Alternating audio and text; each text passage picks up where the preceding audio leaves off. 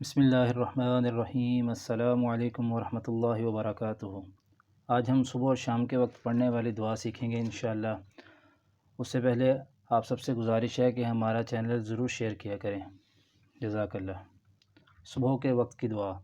حضرت ابو ہریرہ رضی اللہ تعالی عنہ فرماتے ہیں کہ رسول اللہ صلی اللہ علیہ وسلم صبح کے وقت یہ دعا پڑھتے تھے: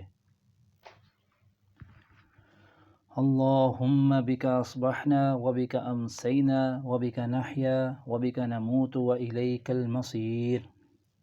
اللہم بک اصبحنا وبک امسینا وبک نحیا وبک نموت والیک المصیر۔ ترجمہ: اے اللہ، تیری مدد سے صبح کی ہم نے، اور تیری مدد سے شام کی ہم نے، اور تیری قدرت سے ہم زندہ ہوتے ہیں، اور تیری قدرت سے ہم مرتے ہیں، اور تیری ہی طرف لوٹنا ہے۔ شام کے وقت کی دعا۔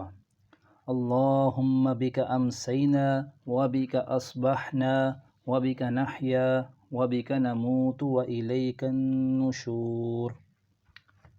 اللہم بک امسینا وبک اصبحنا وبک نحیا وبک نموت والیک النشور۔